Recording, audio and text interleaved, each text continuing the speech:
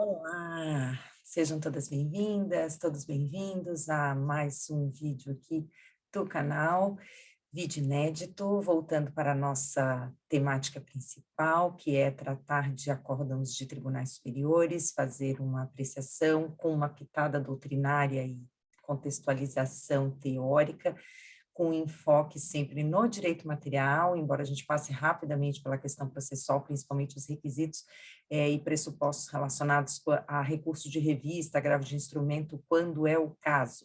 Se você ainda não está inscrita, não está inscrito no canal, por favor, se inscreva, vou ficar muito feliz. Comente os vídeos, isso mostra para o YouTube, inclusive, a minha relevância, ficarei ainda mais contente. E compartilhe com quem você acha que pode aproveitar esse conhecimento. O nosso vídeo de hoje, a nossa decisão de hoje, ela diz respeito a um tema que eu vou começar a abordar no podcast Drops de Direito do Trabalho, que se você não conhece também fica o convite.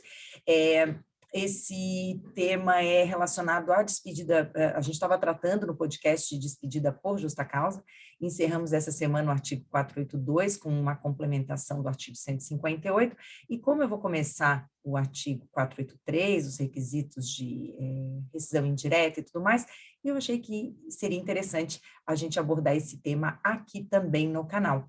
Então, eu trago uma decisão do TST, é um recurso de revista, então a gente já vai direto como recurso de revista, sem a questão de agravo de instrumento, né, direto um recurso de revista, e que trata de, bom, porque o tribunal mandou subir, né, mas lá atrás foi um agravo de instrumento, porque o TRT de origem, que é o TRT 15, não tinha entendido como cabível o recurso de revista, e o ministro Alexandre Agra Belmonte é o relator do processo. Então, a gente tem que, na minuta do agravo, a autora, porque é uma autora contra duas empresas, uma de recuperação de ativos e cobranças e uma outra de crédito, financiamento e investimento, ela menciona aqui que a empresa deixou de cumprir as obrigações do contrato de trabalho e, com isso, seria devido ao acatamento do pedido de rescisão indireta com base no artigo 483, a linha D da CLT, que é rescisão é cabível rescisão indireta em caso de descumprimento das obrigações contratuais. Então, vamos lá. Como a gente lembra, né, o que é a rescisão indireta, o que caracteriza a rescisão indireta. Assim como a gente tem a falta grave praticada pelo empregado, que pode ensejar sua demissão por justa causa, nós temos a rescisão indireta, que é quando o empregador pratica uma falta grave e enseja, então, o rompimento por parte do empregado com base nessa falta grave. Então, é como se o trabalhador despedisse por justa causa, né? Ele se despedisse por uma justa causa praticada pelo empregador.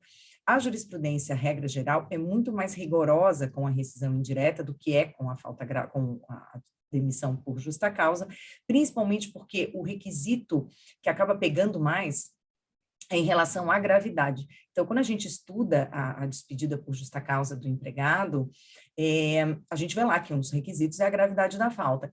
E essa gravidade da falta, no caso da despedida por justa causa, ela é apreciada em concreto, sempre, então, e é com base naquilo que é importante para a empresa.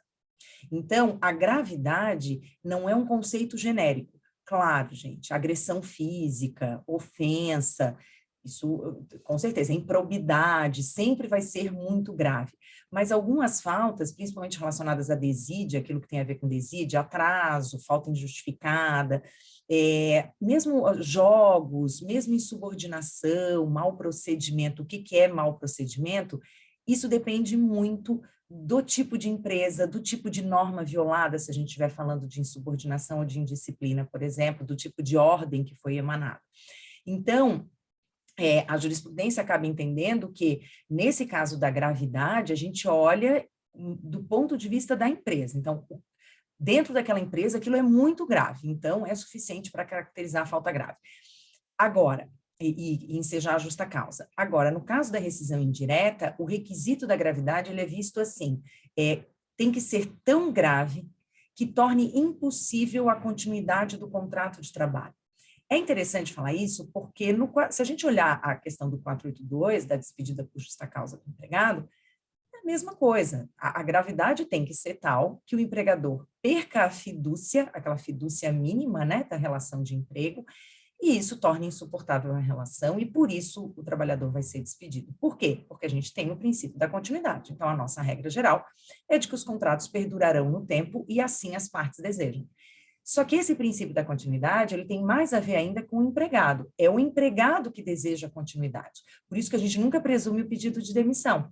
Quando o empregador diz que o trabalhador é que pediu demissão, o empregador tem que provar. Por quê? Porque se presume que o empregado sempre tem interesse na manutenção do vínculo. E isso também vai acontecer em relação à rescisão indireta. Então, ainda que a empresa pratique uma falta considerada grave, no caso de descumprimento de obrigações contratuais, essas obrigações contratuais que são violadas têm que ser as obrigações principais do contrato, têm que ser obrigações essenciais, importantes no contrato, de modo tal que não tem como mais o trabalhador continuar com aquele vínculo em andamento. E a rescisão indireta, diferente da despedida por justa causa, ela exige uma declaração judicial. Então, o que acontece? É um reconhecimento judicial. Então, o empregador despede o empregado por justa causa, como vocês sabem, e se o trabalhador acha isso injusto, ele vai entrar com uma ação e vai pedir a reversão. Até lá, ele vai ter recebido só as verbas da despedida por justa causa e ele espera por essa reversão ou não, que pode ou não acontecer.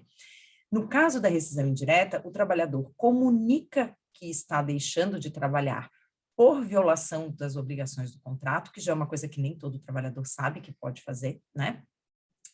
E quando ele faz essa comunicação, e essa comunicação tem que ser feita, né?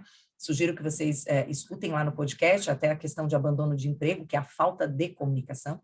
Então, ele faz a comunicação, e essa comunicação tem que ser não só de que ele está deixando de prestar serviços, mas que isso acontece por violação contratual ou por falta grave praticada pela empresa, porque senão ele simplesmente está pedindo demissão.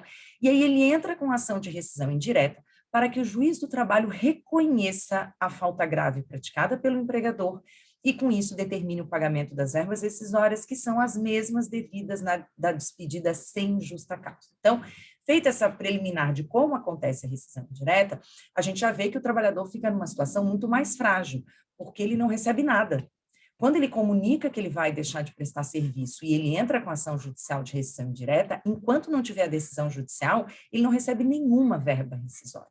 Nada. E o contrato dele fica em aberto, e pode ser que essa ação leve meses, e dependendo do lugar, pode ser que leve anos, porque isso pode subir, pode ir para o tribunal, e um monte de coisa pode acontecer. Nós estamos aqui, por exemplo, falando de uma decisão que diz respeito a um processo de 2018. Então, se a pessoa entrou com ação em 2018, e nós estamos em 2021, e a decisão foi por agora, então nós estamos falando de um processo em que há mais de 2 anos, talvez quase 3, a trabalhadora está esperando pelas suas verbas rescisórias. Até nós vamos ver que não é o caso deste processo, tá? Este processo até teve uma situação um pouco diferente, mas normalmente é isso que acontece. O empregado fica esperando até a decisão judicial para ele receber qualquer coisa, para ele ter liberação do fundo e para ele poder fazer jus ao seguro-desemprego, se ele ganhar a ação de rescisão indireta. Então, um dos assuntos que a gente vai tratar no podcast é o que acontece, e eu já trato isso nos cursos também, no curso de extinção do contrato de trabalho em tempos de Covid, naturalmente eu falo sobre isso também, mas uma coisa que é importante mencionar é o que acontece quando a ação é julgada improcedente. Quando o trabalhador perde a rescisão indireta, o que isso vai significar? Isso eu vou tratar lá no podcast, e aqui não é o caso, até porque aqui o objetivo é trazer só o gancho para a gente falar do acordo. Tá? Então, aqui, quais seriam as obrigações que teriam sido violadas? Então, quais obrigações contratuais foram violadas para que a trabalhadora tenha direito à rescisão indireta? Então, ela diz que houve supressão do pagamento dos reflexos de verbas salariais das comissões, premiações, a partir de janeiro de 2018, está tocando um alarme, ele toca por um tempinho, são 4 horas, daqui a pouco passa aqui o sistema RUTS, né, gente, como vocês sabem. Então, a partir de 2018, houve supressão do pagamento de reflexos de verbas salariais de comissão e premiação, e isso seria, então, uma violação ao artigo 468 da CLT, que estabelece a inalterabilidade das condições do contrato, especialmente para prejudicar o trabalhador. Então, segundo o artigo 468 da CLT, as alterações contratuais lesivas não são válidas, né? Então, a alteração contratual lesiva não pode acontecer, ainda que com a concordância do trabalhador. E qualquer alteração contratual exige a concordância do trabalhador. Em regra, nós sabemos que, eventualmente, nós temos, pelo jus variandi e o poder diretivo do empregador, algumas situações, como, por exemplo, uma transferência prevista em contrato, ela pode ser feita ainda que sem a concordância, se tratar, por exemplo, de um cargo de confiança. Isso faz parte, esse é o entendimento. Mas, como regra geral, alteração do horário de intervalo, isso faz parte do jus variandi, não chega a ser considerado uma alteração contratual. Mas, de fato, suprimir o pagamento de reflexos de verbas salariais, ou seja, provavelmente estamos falando aqui de reflexos em 13º, em FGTS, né, em férias, isso, além, essa supressão significa uma violação ao artigo 468 e uma violação às obrigações do contrato, porque esses reflexos se incorporam ao contrato, portanto, né, ao patrimônio jurídico da trabalhadora, portanto, isso não pode acontecer. E aí diz também que ofende o artigo 7º, inciso 6º da Constituição, porque tirando fazendo a supressão do pagamento dos reflexos, ocorre uma redução salarial. Então, tinha isso por quê, né? Porque tinha o pagamento de reflexos e esse pagamento de reflexos foi suprimido, tá? Com isso, pede a rescisão indireta e o pagamento das verbas rescisórias. Então, ele aponta aqui, ela aponta, a autora, uma violação aos artigos 7º, inciso 6º da Constituição, 468 da CLT, da alteração contratual lesiva, e 483, a linha D, como enquadramento, então, para a rescisão indireta.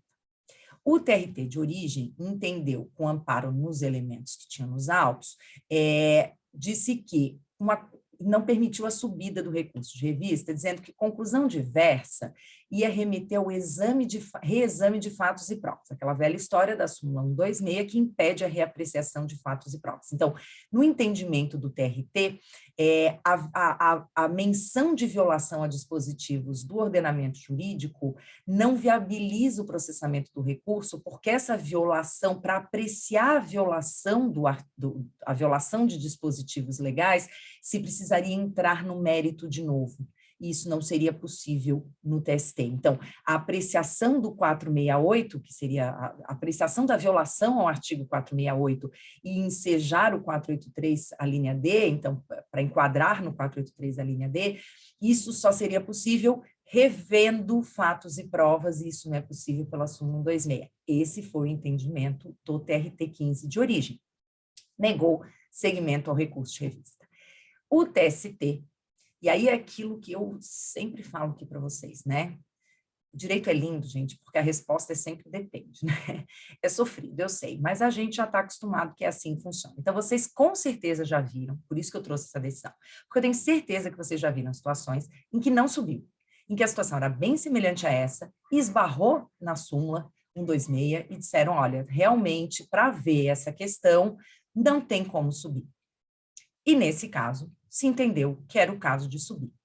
Disse o ministro aqui que, examinando as razões recursais, ele constata que o recurso de revista tem transcendência política. A gente tem aquela história de que tem que ter transcendência econômica ou jurídica ou política. Para ele aqui, tem transcendência política. Qual é o sentido aqui da transcendência política? A decisão regional é contrária à jurisprudência do TST. Então, por isso tem transcendência política. E aí ele cita o cerne da questão, porque, na verdade, o grande cerne da questão da rescisão indireta aqui não foi a violação em si. Está incontroverso que houve a supressão do pagamento de reflexos de verbas salariais. Então, no entendimento do ministro e da turma, isso não é rever fatos e provas, você admitir o recurso de revista nesse caso. Porque o problema aqui é que não está no fato de que não houve prova do cumprimento das obrigações do contrato. Não. Isso está incontroverso. Houve, de fato, o rompimento das obrigações do contrato. Mas, no entanto, o entendimento do TRT era no sentido de que não houve um pedido de rescisão indireta imediato. Então, entendeu o TRT que havia necessidade e obrigatoriedade do preenchimento do requisito imediatidade. E esse requisito não foi cumprido porque a trabalhadora ficou muitos anos na empresa depois da alteração lesiva que aconteceu.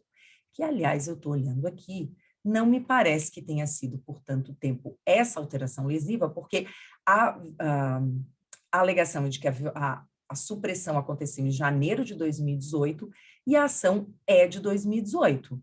Não sei exatamente de quando, mas é de 2018 também. Mas o entendimento tinha sido, então, de que não foi obedecido o requisito da imediatidade. Vejam, o requisito da imediatidade ele é muito forte para fins do 482. Então, para a despedida por justa causa do trabalhador, o requisito da imediatidade é um requisito muito importante a ser verificado, porque se não aplicada a penalidade, que também pode ser advertência ou suspensão, não diretamente a despedida, né? Não necessariamente, mas se não aplicada a penalidade logo após a ocorrência do fato ou o conhecimento pela empresa, a certeza pela empresa, porque improbidade às vezes não é em seguida, mas é quando descobre, indisciplina da mesma forma.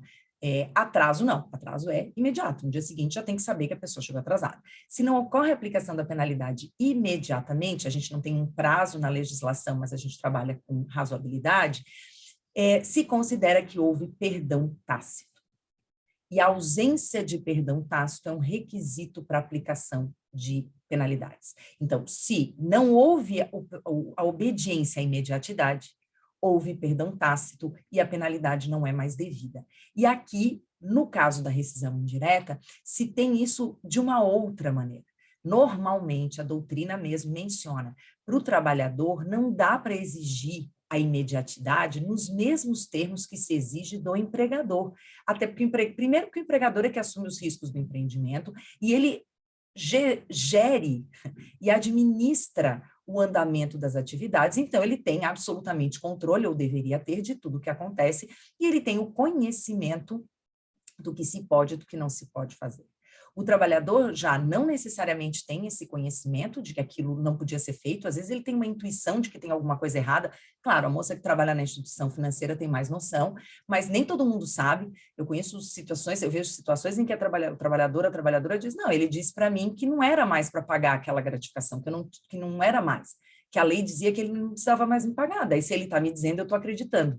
Então, muitas vezes o trabalhador não sabe que aquela alteração não podia acontecer, que aquilo não podia ter sido daquela forma, e não só isso, que é o requisito, que é aqui a questão que o TST traz, tá?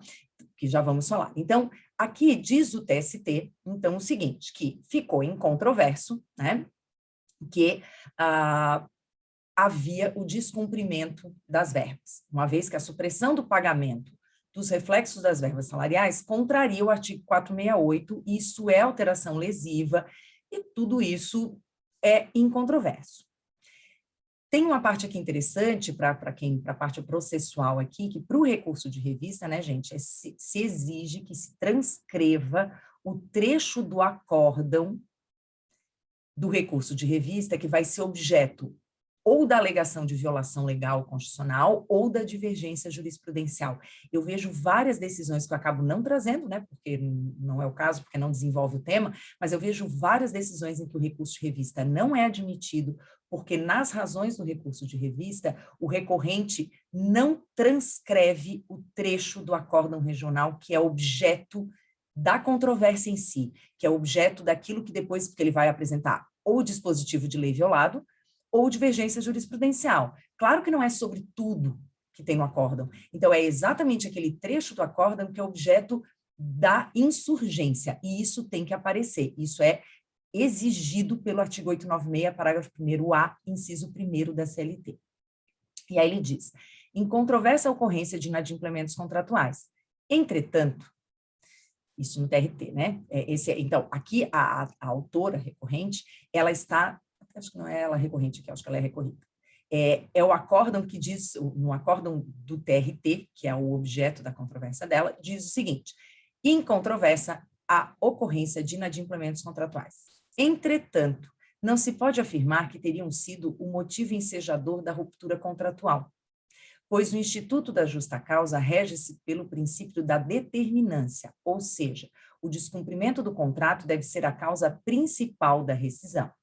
E as irregularidades contratuais apontadas pela reclamante não tiveram tal determinância, haja vista que o contrato de trabalho foi mantido por mais de 5 anos nas mesmas condições. Então, tem alguma coisa aí que não está batendo, porque tem outra violação contratual que já fazia bastante tempo e ela continuou trabalhando, tá?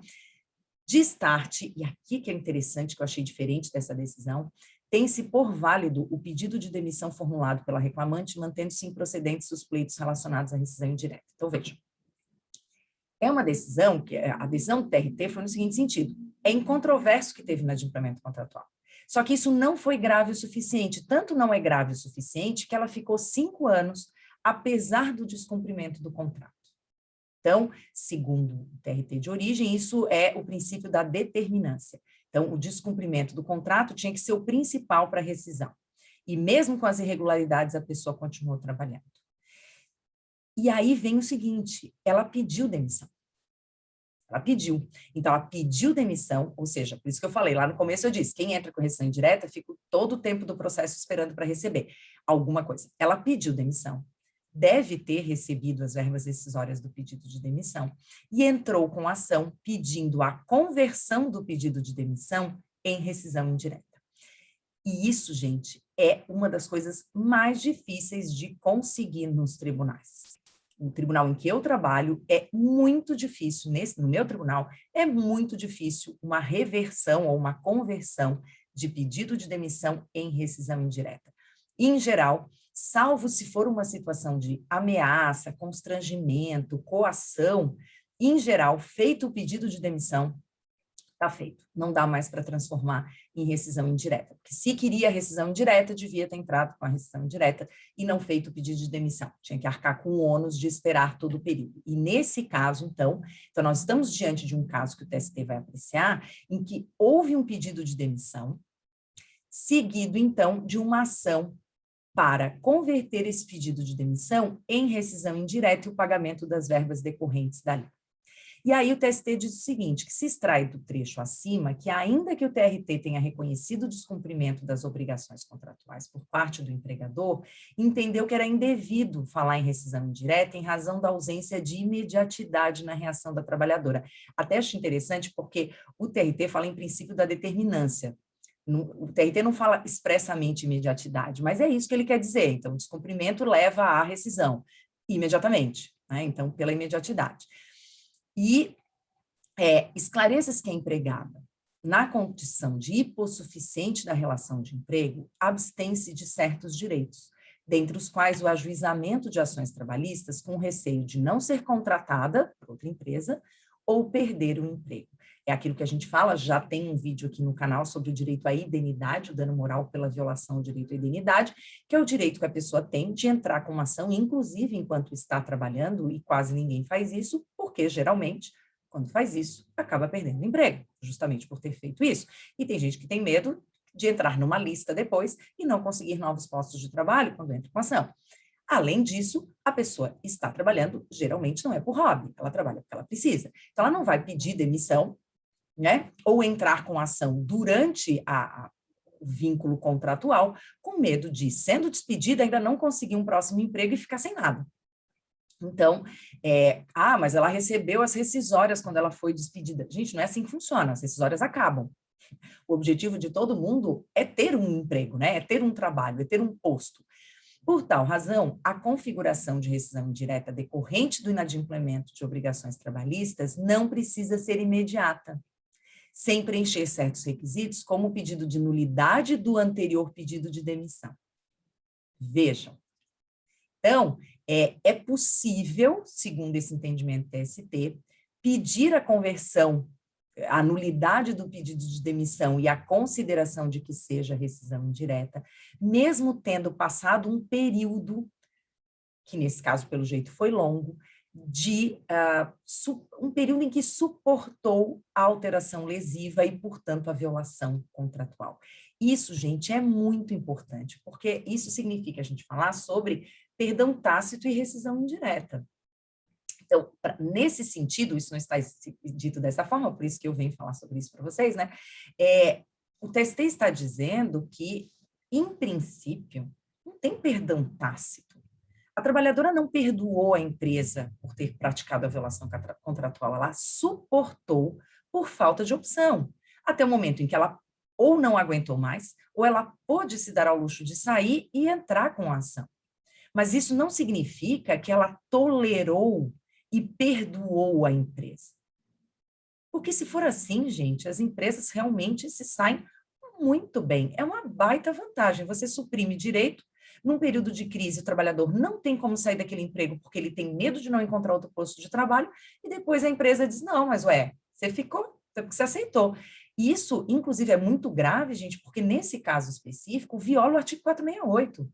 Não há o que possa fazer com que a violação do artigo seja agora desconsiderada. Não, não, com perdão tácito, na verdade, o artigo 468 fica tudo bem.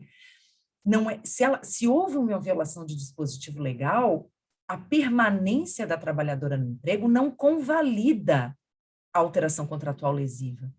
E você exigir a imediatidade dela seria dizer que, se ela não entra com a ação, ela está com a sua tolerância convalidando uma alteração contratual proibida pela CLT. Percebe? Mas eu sei que isso é um entendimento que nem sempre acontece. Muitas vezes se entende que, de fato, é exigida imediatidade, não só em relação a suportar o período de violação contratual. Então, claro, né, gente, nós estamos falando aqui de uma alteração contratual. Agora, obrigações do contrato, falta de pagamento de salário. É claro que a pessoa não vai ficar 2 anos sem receber salário e vai entrar com ação, né? Aí era trabalho escravo, na verdade, né? Ela também, os atrasos, por exemplo, então, receber em parcelas o salário. Muita gente fala, inclusive, no caso de salário atrasado, que houve perdão tácito, se a pessoa ficou, e aí é muito louco isso da rescisão indireta, sabe, gente? Então, assim, a pessoa ficou 6 meses recebendo salário em dia, depois ela ficou 6 meses recebendo salário sempre atrasado. Aí ela entra com a ação pedindo a rescisão indireta, tem tribunal que diz, não, mas ela ficou os 6 meses ali, ela teve perdão tácito, ela tolerou, como aquilo foi passando o tempo, né, não obedeceu à imediatidade, ela acabou tolerando, ocorreu perdão tácito. E em outros casos, se a pessoa recebe 6 meses de salário em dia e 1 mês em que ela recebe atrasado o salário, se ela entrar com a ação de rescisão indireta, dificilmente o tribunal vai dizer que teve gravidade o suficiente, porque, afinal de contas, foi só 1 mês com o salário atrasado. É que a pessoa não esperou para ver se ela ia receber os outros também atrasados, né? Então, ela acabou entrando. Mas aí, então, é difícil acertar a rescisão indireta, porque se, por um lado, se espera muito aturando aquela situação, normalmente por falta de opção, mas aturando aquela situação, se espera muito, corre o risco do perdão tácito pela falta de imediatidade. Por outro lado, se entrar com a ação muito logo em seguida a violação, corre o risco do tribunal entender que não foi grave o suficiente, porque foi só 1 mês, 2 meses em que houve a supressão, talvez depois fosse voltar a ser feito o pagamento das verbas, talvez depois fosse voltar a fazer o pagamento, porque a empresa vai alegar na contestação, óbvio, que aquilo foi uma fase, que depois ela ia voltar a pagar. A empresa não vai alegar que estava tudo ok. Beleza, não, eu não pago salário mesmo, é assim, eu pago atrasado e não estou nem aí. A empresa vai alegar uma força maior, uma dificuldade financeira, mas que depois ela ia voltar a regularizar. Então, o trabalhador não deu tempo para a empresa regularizar, então está sendo excessivamente rigorosa a aplicação da rescisão indireta. Então, vejam como é difícil acertar o tom da rescisão indireta, porque qual é o limite do que é perdão tácito e do que é falta de interesse do trabalhador e do que é você convalidar uma conduta da empresa equivocada e ter que esperar que aquilo se repita para poder entrar com a rescisão indireta, que é diferente da situação do empregador, mas também acontece. Então, assim, para configurar, por exemplo, a negociação habitual, você precisa ter uma habitualidade.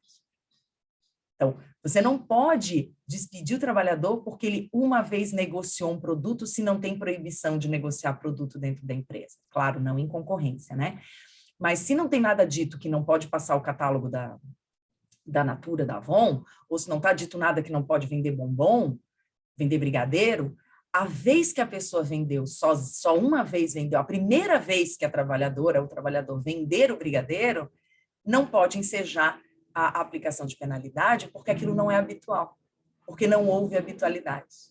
Então, vejam como então o empregador também tem que esperar que aquilo se repita para que caracterize essa habitualidade. Só que no caso da rescisão indireta, se é violação contratual, a gente pode estar falando de obrigação básica do contrato, que é pagamento de salário. Nesse caso aqui, não é isso, é reflexo de verbas, mas de verbas salariais. Então, vejam, aqui o entendimento, então, do TST, diferente do TRT-15, foi no sentido de que não há a necessidade da imediatidade, não existiria nesse caso perdão tácito, porque a trabalhadora está numa situação sabidamente de hipossuficiência, e isso impede que ela exerça na plenitude os seus direitos. Com base nisso, subiu o recurso de revista. Então, conhecido o recurso de revista por violação do artigo 483, a linha D, e vejam, de novo, não houve uma reapreciação das provas e dos fatos, porque está incontroverso que houve a violação. A questão foi de se essa violação, tendo sido tolerada por um tempo, impede a rescisão indireta ou não, ou seja, a apreciação de um requisito que tem como base o estudo da rescisão indireta como todo. Então, conhecido o recurso de revista por violação do artigo 483, dou provimento para reconhecer a rescisão indireta, condenar a réu ao pagamento das rescisórias correspondentes a essa modalidade nos limites do pedido da autora, conforme se apurar em liquidação de sentença. E aí, com isso, então, foi unânime, a terceira turma do TRT, do TST, desculpa, por unanimidade, então, conhecer e dar provimento ao agravo de instrumento para processar o recurso de revista e depois conhecer do recurso de revista para reconhecer a rescisão indireta e no mérito dar provimento para, reconhecendo essa rescisão, condenar a ré, que foi aqui no caso a primeira ré, ao pagamento das verbas rescisórias devidas. Então, vejam que a gente trata de violação de deveres contratuais, não era simplesmente falta de pagamento de salário, mas era falta de pagamento de verba salarial, baseada no quê? Numa alteração lesiva do contrato prejudicial, porque havia o pagamento desses reflexos e depois deixou de acontecer, e foi nisso que pegou a questão no tribunal, porque aí nisso que se entendeu que, bom, mas logo que violou, ela já devia ter entrado com ação, se ela não entrou com ação, caracterizou o perdão tácito, quando, na verdade, se ela tivesse entrado em seguida, talvez se entendesse que não era grave o suficiente, porque, afinal de contas, tinha acabado de ser feita a alteração e talvez isso não fosse uma conduta permanente da empresa que lhe causasse prejuízo a esse ponto. Porque tem que tornar insuportável a relação de emprego para se caracterizar a rescisão indireta. Feito? Então, vejam, esse de novo, mais um dos assuntos de o tempo todo. Rescisão indireta é uma coisa bastante comum. Esse tema de descumprimento de obrigações contratuais, de deveres acessórios, é uma coisa que nós vemos bastante. Já tivemos mais isso, claro, muita gente fica... Hoje em dia, as ações de rescisão indireta reduziram por causa da sucumbência, então a gente sabe que isso acontece porque rescisão indireta é uma ação de muito risco para o trabalhador, porque são exigidos muitos requisitos, principalmente por determinados tribunais, e isso é assim mesmo. Não é comum que isso chegue ao TST nesses termos, não é mesmo? É mais comum quando trata, na verdade, de gravidade ou não gravidade, e aí divergência jurisprudencial, então o outro tribunal considerou que era grave o suficiente, e esse tribunal não considerou grave o suficiente, mas nesse caso a apreciação foi do requisito da habitualidade. Então, acho que isso é uma coisa bastante importante para nós. Espero que vocês tenham gostado desse vídeo, desse tema. A gente vai continuar com esses, não só, claro, eu gosto de alternar. O bom aqui do vídeo do canal do YouTube, gente, eu gosto de alternar os assuntos. Então, falamos de rescisão indireta, um assunto tipicamente trabalhista, mas na próxima provavelmente falaremos alguma coisa de responsabilidade civil, que é o que eu acabo trazendo também com bastante frequência, porque eu acho que a gente precisa falar sobre isso, porque acontece muita coisa relacionada a isso, e aí a gente tem que relacionar o direito civil com o direito do trabalho, né? Questões relacionadas a assédio moral, questões relacionadas a acidente, doença. Então, são temas que eu gosto de trazer. Vocês podem sugerir também, se tiverem algum acórdão do TST ou do STF que vocês achem interessante que eu possa comentar, coloquem aqui nos comentários, eu vou ficar muito feliz, mas de qualquer forma eu aguardo os comentários de vocês. Se vocês gostaram, como digo, compartilhem e nós seguimos. Muito obrigada e até a próxima.